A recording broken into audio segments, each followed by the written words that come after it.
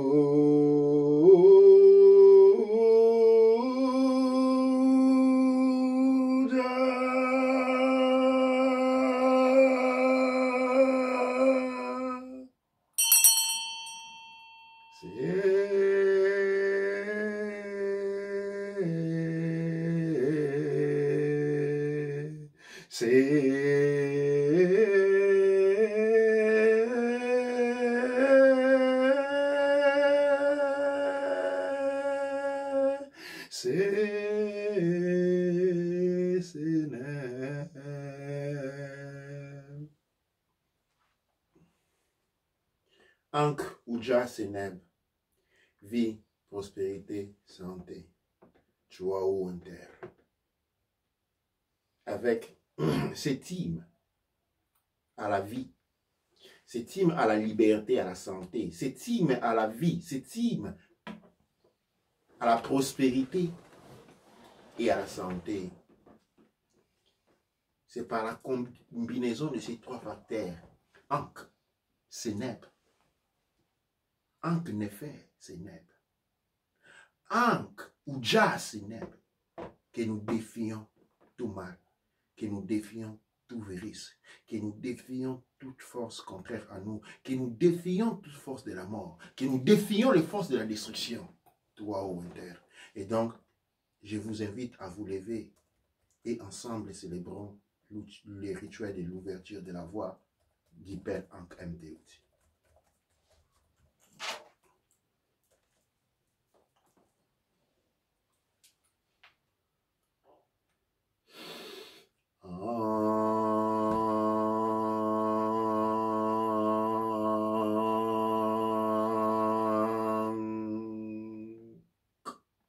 Anatrak embek et nuk embek et.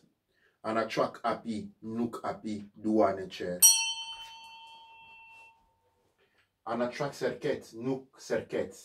Anatrak gebser nouf douane cher. Anatrak ast nuk ast. Anatrak amset nuk amset douane cher. Anatrak nit nuk nit. Anatrak domotef nuk domotef douane cher. Anatrak nuts nuk nuts. Anatrak geb nuk geb douane cher. Anatrak chou nuk chou. Chou. Chou. Chou. Chou nuk chou. Anatrak tefnut nuk tefnut. Tefnut. Tefnut. Tefnut. Tefnut. Nuk tefnut. Douane cher. Anatrak paou unteru. Nuk paou unteru. Anatrak umbu unteru. Nuk umbu unteru. Toi ou inter.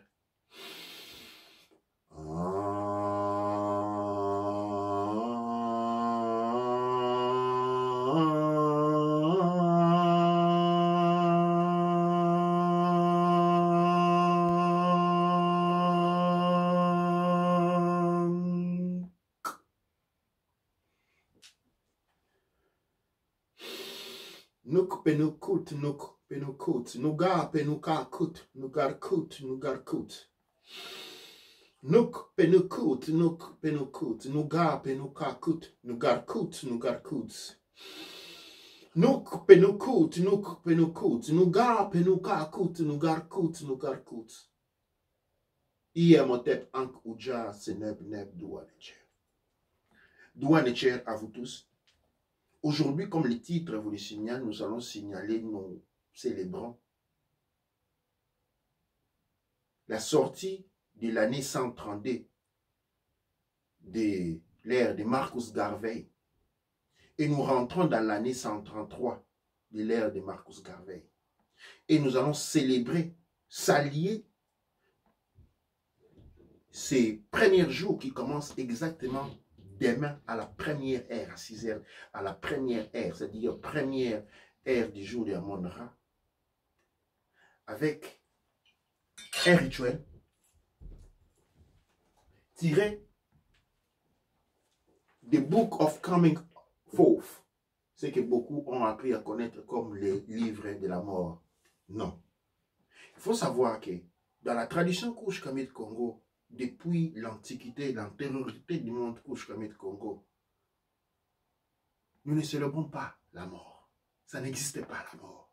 Nous avons la naissance et ce qu'on appelle l'ascension. Quand nous naissons ici, c'est parce que nous ascensionnons dans notre monde. Et quand nous ascensionnons d'ici, nous naissons dans un autre monde. Il n'y a qu'une renaissance continue. Il n'y a qu'une renaissance continue. Parce que quand vous naissez ici, c'est parce que vous avez ascensionné dans notre monde. Donc on ne peut pas parler des livres des morts, mais seulement le livre de l'ascension. Le livre de l'ascension. L'ascension est toujours le phénomène ouvert sous le signe de Ankh.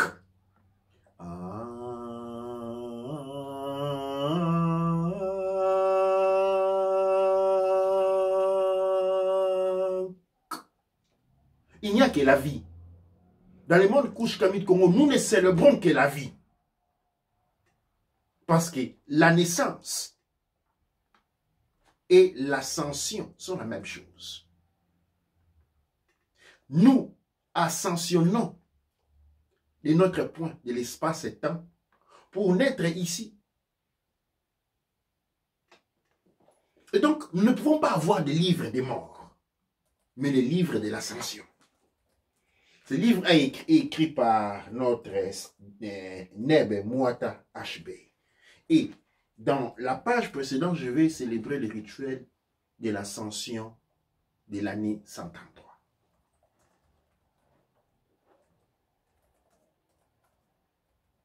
Douara, chef Etz, Uben, F, M, Aketz, Abedetz, Enetz, Petz, Anite, Jraek, Iti, M, Kepera, Kepera, Kemam, Necheru, Cha, Ek, Uben, Ek, Pesed, Mut, Ek, Chati, M, Sutem, Necheru.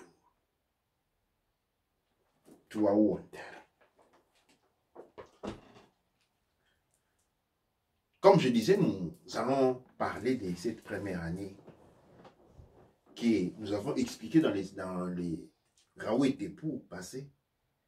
C'est l'élément où nous nous approprions notre force. Attention. Nous sommes sur les versants d'un déclic. Et sur ces versants, nous avons une grande opportunité. Et cette grande opportunité nous a été offerte avec le début de l'ère des Moussia, les Messie Garvey, les libérateurs mélanodermes, nés à l'an 0. L'an 0 de la naissance de Marcus Garvey, de Moussia Marcus Garvey. Aujourd'hui, nous avons exactement 133 ans. La naissance de Marcus Garvey qui culminait aux années de l'esclavage. Il est né en 1885 du calendrier grégorien. Cette année, vous vous souvenez, c'est l'année de l'indépendance et de la fin de l'esclavage. De cette année, nous devrions, comme le nom l'indique, Moussia. Hein? Moussia que vous avez pris pour Moïse. Qu'est-ce que Moïse fait dans cette locution? Je vais emprunter la signification idéologique et non historique, parce que l'histoire historique est une fausseté, mais l'idéologique, des points de vue de l'étude, est très important. En fait, qu'est-ce qu'on avait avec les Moussia? La destinée des Moussia, c'est celui de sortir les fils de cette prédiction de l'esclavage. En fait, cette histoire de Moussia a été réinterprétée dans la Bible avec l'histoire de Moïse, qui n'a rien à voir. Parce que Moïse était un pharaon. Ok? Et les fameux Hébreux n'étaient que les habitants d'une ville du Cap Kémétique. J'ai ici avec moi un livre qui vous pouvez trouver qui l'explique très bien. Messode et Roger Sabat, il est écrit en français, Les secrets de l'Exode, où on vous dit déjà que la Sainte Ville, c'est-à-dire ce qu'on appelle les peuples élus, les Hébreux, n'étaient que les villes des Akhenaton, qui n'ont jamais été des esclaves. Le livre de la Genèse est démontré ici. Ok? Et donc, quand nous parlons de la Genèse de la cosmogonie égyptienne, nous sommes en train seulement de parler de l'empreinte de la cosmogonie kémétique, où on démontre dans ce livre que l'écriture arabe, disons l'écriture hébraise, n'est qu'une empreinte des hiéroglyphes, des Médunetchers. C'est un livre que je vous inviterai à lire dans ces jours de confinement. Il s'appelle Messode et Roger Sabat, Les secrets de l'Exode, l'origine égyptienne des Hébreux. C'est un livre qui est très disponible. Vous pouvez directement, vous pouvez les contacter, notre frère, notre chèche, notre savant Govi Gomez à la librairie Mairie en Paris. Vous trouvez ce livre, il est très important. Il vous apprend beaucoup. C'est quoi le nom du livre? Le livre est les secrets de l'Exode. Hein? Les secrets de l'Exode. Ok? Il dit ici dans la couverture, selon Messode et Roger, Moïse et Abraham n'étaient pas hébreux. Mais de surcroît, ils étaient pharaons. Les Hébreux ne firent jamais esclaves. Et le peuple éli s'est composé simplement des habitants égyptiens de la ville d'Akhenaton. D'autres idées sont avancées dans cet ouvrage. La Genèse reproduirait la cosmogonie égyptienne. L'alphabet hébreu tirerait son origine de hiéroglyphes et les personnages historiques de l'Ancien Testament seraient des personnalités de l'histoire égyptienne ancienne. Messod et Roger Sabat nous convient à une lecture nouvelle de l'Ancien Testament et à la remise au jour de l'histoire véritable et dissimulée au sein de la tradition biblique. Rentrons sur Mosia Garvey. En fait, l'histoire de la Bible, que l'on convient de la Bible, c'est une histoire qui s'applique à la naissance de Garvey. Parce que Garvey, qu'il est le vrai Mosia, était celui qui portait son peuple de l'esclavage à traverser les déserts. Les déserts, ça signifie traverser le travail. Les déserts, c'est dur. C'était un désert symbolique qui représentait la reconstruction de notre monde. Okay? La reconstruction de notre monde. Le travail dur. Et au bout de 133 ans, aujourd'hui, à la célébration de la 133e année, nous devrions maintenant rentrer dans l'ère de l'apogée. Ça signifie quoi, l'apogée? Signifie nous aurions reconstruit le monde de Kush Kamit Congo pendant 133 ans. Quel est le problème technique? On a été coupé, mais on a relancé sur une deuxième session. Ok. Donc je vais continuer. Oui. Je disais donc, on devait avoir construit le monde Kush Kamit Congo. Comme on a coupé, si c'est possible de continuer, mais aussi de reprendre un peu. Puis moi, je veux lire les commentaires de ceux qui étaient dans la première session. Douane, cher. Et faire une petite introduction, surtout pour ceux qui vont nous suivre en deuxième session. Et oui, j'étais en train de dire l'histoire de Garvey qui s'interpose. L'histoire. C'est encore coupé. Ouais, on a encore les problèmes techniques.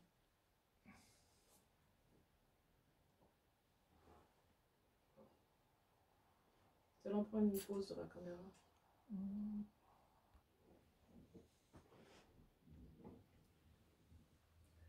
Imhotep, on a eu une interruption technique, problème d'internet comme vous l'avez remarqué ces derniers temps. Et donc, nous avons déjà obtenu et réussi certaines questions, mais je vais rentrer pour reprendre un peu le fil de ces Raoult et nous étions en train de parler de Marcus Garvey. Et j'étais en train de justifier l'emprunt qui nous a été justement pris de Marcus Garvey et qui est le Mosia. C'est lui qui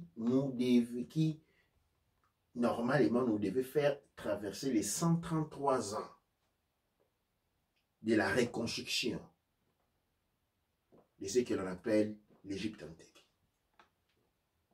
La reconstruction de la gloire de nos ancêtres. Cette reconstruction se devait se faire en Afrique, sur Kama. Elle ne s'est pas faite en Afrique. Vous savez où elle s'est faite? Elle s'est faite aux États-Unis. Les États-Unis d'Amérique, c'est le royaume qui a été volé aux mélanodermes. Et Marcus Garvey avait compris cela. Il a créé les Black Line Ship, une société maritime qui devait rapporter les Noirs, les couches, les mélanodermes, les couches Kamit Congo, comme nous les appelons aujourd'hui dans la littérature couches Kamit Congo, des États-Unis en Afrique pour que les travaux qu'ils étaient en train de faire ne soient pas en vain, mais profitent à leur postérité. C'est ainsi que dans un livre que nous avons ici, où on intonne la race avant toute chose, qui ensemble avec les prochains livres que je vous ferai voir constituent la matière d'étude principale, la Bible du monde Kush Kamit Congo. Il est ici écrit en anglais, je vais traduire directement en français. Il dit, what do I care about death in the cause of redemption of Africa? Il dit, pourquoi dois-je avoir peur de la mort dans le souci de la rédemption de l'Afrique? I could die anywhere in the cause of liberty. Il dit, je suis prêt à mourir n'importe où pour la liberté. Every man dies but once. Il dit, un vrai homme ne meurt qu'une seule fois. A coward dies 1,000 times before his real death. Il dit, un lâche mort des centaines de milliers de fois avant sa mort réelle.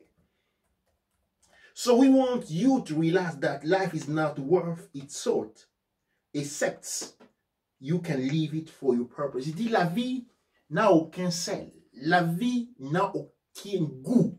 La vie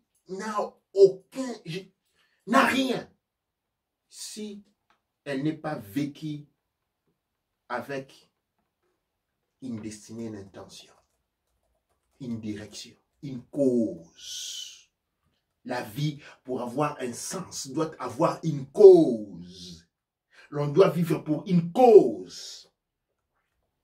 Et quelle est sa cause?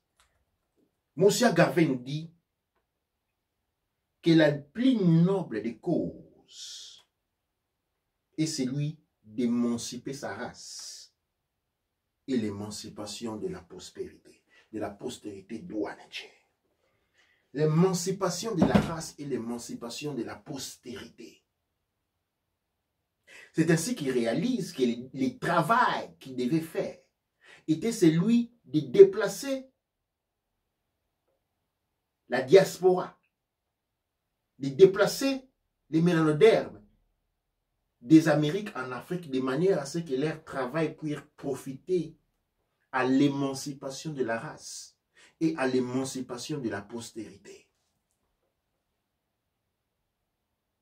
Marcus Garvey a été trahi par les siens, par les noirs, par les mélanodermes, les nègres des maisons.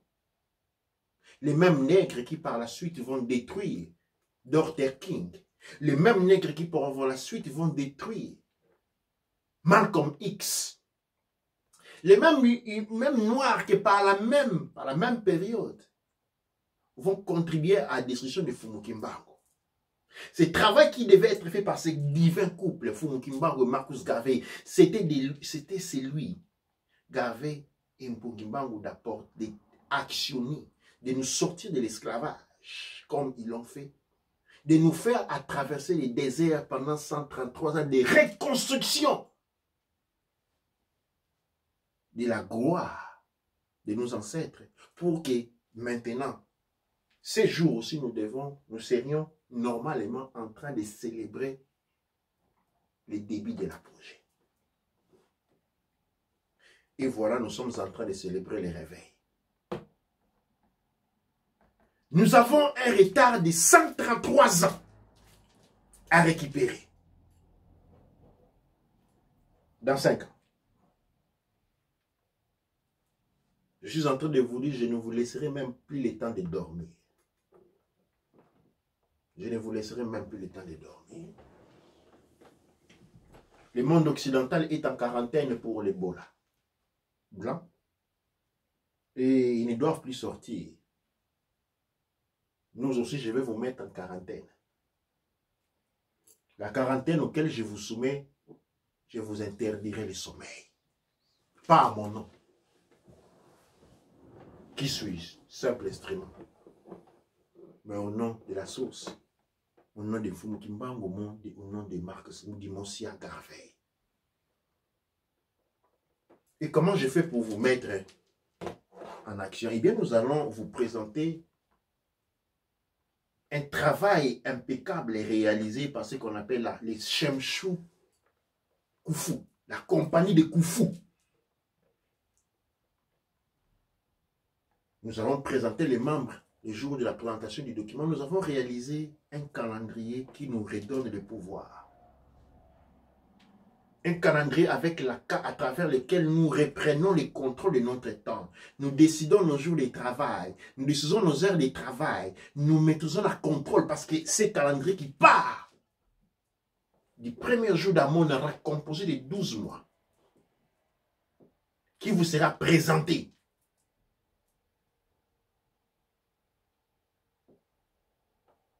Va pouvoir, c'est un travail bien organisé, où vous avez les jours de méditation à faire, C'est comme un planning de la semaine kémétique.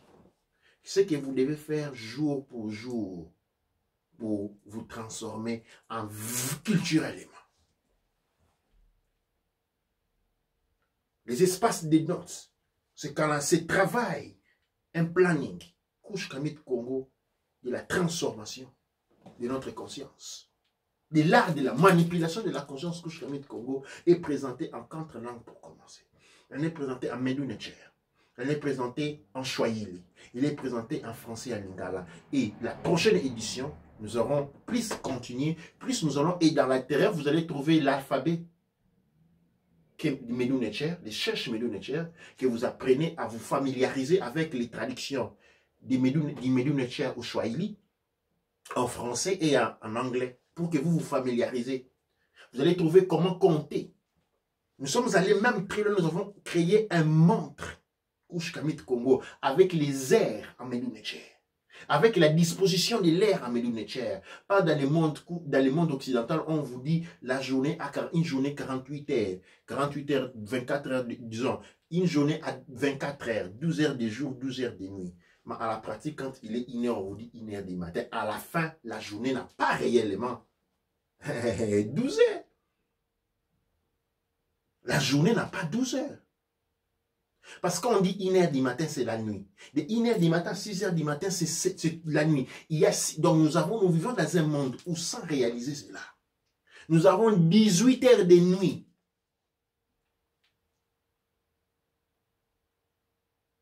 « 18 heures de nuit. Faites les calculs, ça commence à 18 heures. Et seulement très peu de temps est réservé. Et on travaille dans des phases où on ne devait pas travailler. Donc nous apportons un sens contraire. Et vous allez voir, cette horloge, il est 12 heures, le 12 ne se trouve pas au-dessus, mais en bas. Et 6 ne se trouve pas en bas, mais au-dessus, parce que notre monde a été inversé. Nous vivons dans le monde de l'illusion, le monde des ombres. Un monde irréel. Eh bien, ce travail va vous permettre de vous aller dans votre transformation. Il sera disponible très prochainement. Et c'est à travers cet instrument que nous reprenons le pouvoir du temps. Et demain, c'est un jour de fête. Demain, c'est Wenepet répète, c'est-à-dire le premier jour de l'année. Le premier mois est appelé le mois de Amon-Ra et compte 30 jours. Et demain, qui est dans le calendrier grégorien, le calendrier de l'esclavage mélanodaire, mais l'esclavage noir. C'est dans ce calendrier grégorien que nous sommes des noirs. Mais dans le calendrier Couche Kamit Congo, le premier jour, répète l'émergence du premier jour. Répète et correspond au 21 mars. Donc, les premiers, nous appelons les premiers Amon-Ra. Et avec ça, nous savons que nous sommes dans l'ère de Marcus Garvey et nous rentrons dans l'année 133. L'année 133, c'est l'œil. C'est l'année de la prophétie. De l'ouverture de l'œil. Non la troisième œil. Comment vous pouvez dire que ici vous avez un œil et c'est la troisième? Vous commencez à compter par où? Dites-moi un peu. Ici vous avez un œil et c'est la troisième œil. Et le premier œil se trouve où? En bas. Vous voyez, nous avons vécu dans un monde où on est renversé. C'est comme ça, quand on regarde la montre, on a 12 au-dessus, 6 en bas. On trouve que c'est la logique. Non, c'est le contraire. Ça, c'est le premier œil. Donc là, nous allons faire avec le premier œil, l'œil des héros, qui vous a été traduit dans la c'est même pas une tradition chrétienne, dans la chrétienté par ce qu'on appelle l'équerre du Christ. C'est quoi l'équerre christique? Quand on dit le cœur est aveugle, l'amour est aveugle, l'amour est conscience et connaissance et ne peut être aveugle parce qu'il ne s'agit pas d'un cœur, mais il s'agit d'un œil qui se trouve là, le premier œil, l'œil qui voit tout. C'est l'œil de la connaissance et seulement celui qui voit tout, connaît tout, peut aimer. Et l'amour n'est pas aveugle, l'amour connaît, l'amour voit, un gros œil bien ouvert. Un gros œil bien ouvert. L'amour n'est pas aveugle. Et nous sommes dans l'année de l'œil. Ça signifie quoi l'œil? L'œil signifie l'ascension au-delà de l'illusion de la réalité. L'ascension au-delà des réveils du cauchemar que nous avons vécu pendant très longtemps. C'est comme quand on a dormi, on est en train de faire un cauchemar, on court, on fuit, on a peur, et puis on s'est réveillé, on se dit, ouf, ce n'était qu'un rêve. Eh bien, nous sommes dans l'année du réveil. Nous sommes dans l'année du réveil. Et dans cette année, nous allons pas vous épargner. Nous n'allons pas vous épargner parce que nous sommes appelés. Regardez, notre monde confine avec des millions d'autres mondes. Tous connectés par la loi de la maths, la loi de l'interconnexion. Notre monde est en train de faire caput, faillite. Cette faillite-là est en train d'entraîner tous les autres mondes à faire faillite. Notre monde, le monde couche, Kamit Congo, en danger, représente un danger qui va dans tous les systèmes de la création. C'est ainsi que tous les différents mondes autour de nous, les plus proches d'entre nous, les mondes les plus loin ont délégué les mondes les plus proches de nous pour envoyer des émissaires, pour envoyer des guerriers pour venir sauver le monde mélanoderme du piège du démirge.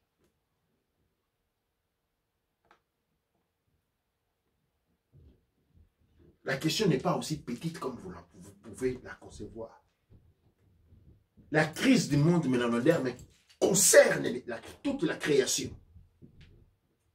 Cette crise n'est pas mélanoderme, elle est de l'humanité tout entière.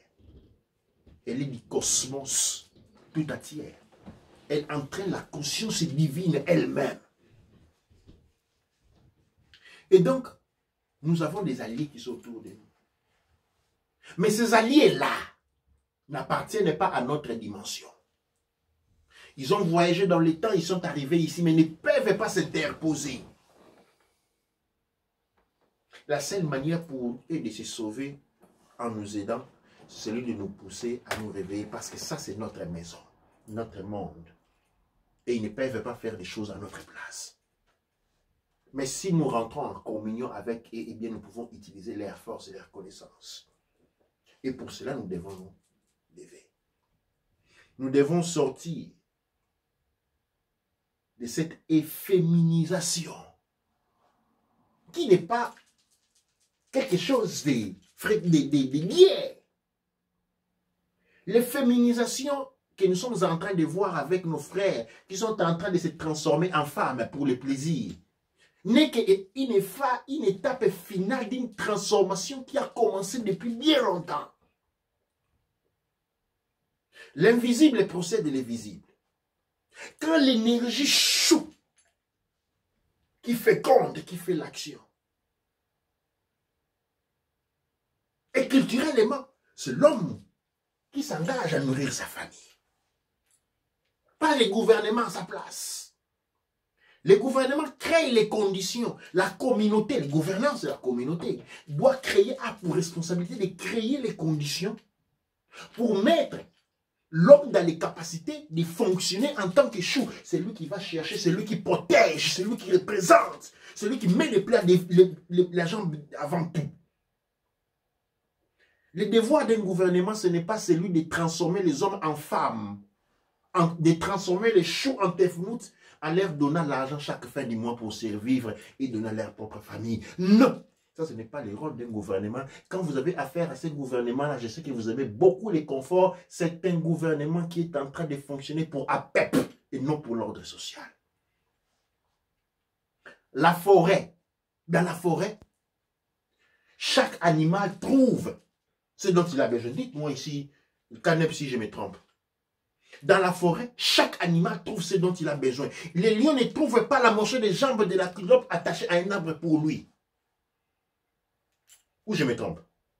Il doit courir. Mais dans la forêt, il y a à manger pour les lions. Mais ce n'est pas sur un plat. Les lions doivent courir pour avoir cette nourriture-là.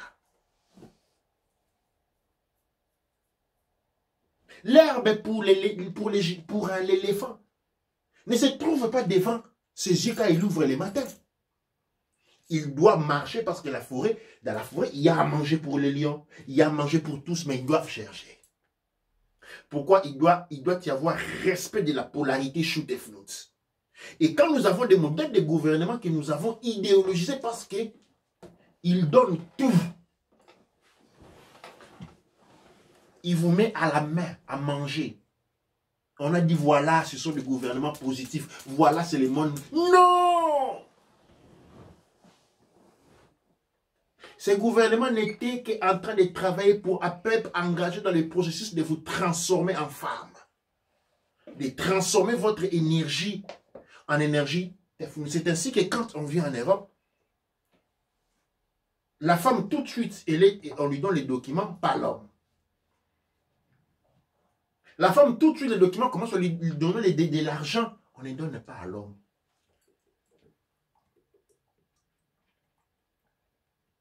L'homme ne trouve pas de travail.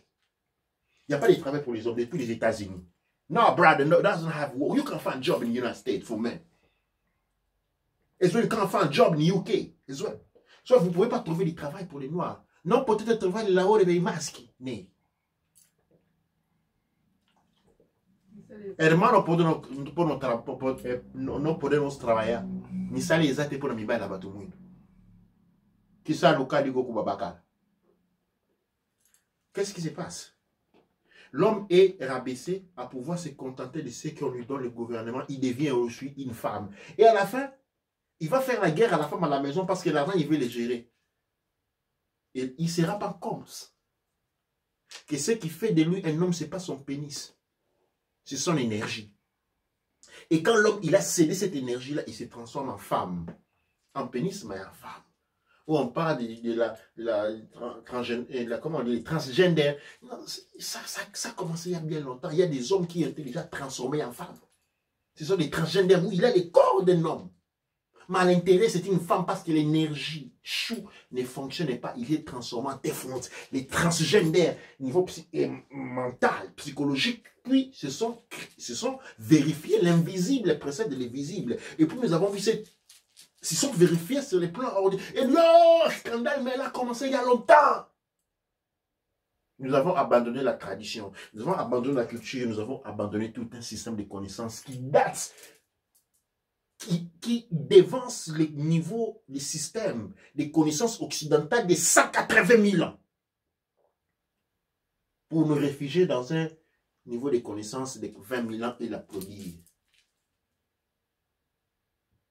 Et souvent, on me dit, non, les hommes et les femmes se discutent à la maison, ils ne s'entendent pas. Mais oui, c'est des femmes à la maison. Que pensez-vous? Quand vous avez une femme, un homme qui a des femmes, et les deux femmes se rencontrent, que fait la première femme? Qui sait très bien que c'est l'homme qui allait trouver cette deuxième femme. Qu'est-ce qu'il fait? Il n'attaque pas l'homme, il attaque la deuxième femme. C'est pas comme ça. Je me trompe? Mais pourquoi vous pensez que l'homme fait la guerre à la femme à la maison? Parce que lui aussi c'est une femme. Il est en train de, c'est pas l'homme qui cherche de commander la femme. C'est une crise de jalousie par rapport au mari des blancs qui les a transformés tous deux en énergie défunte. Après avoir accompli cela, l'homme blanc a devant lui des énergies défuntes qui sont ses femmes parce que le Christ est l'épouse de l'Église. Quand le Christ est l'épouse de l'Église, le pasteur, c'est la première femme du Christ. Suivi par tous les hommes. Ok? Et qu'est-ce qui se dit en ce moment?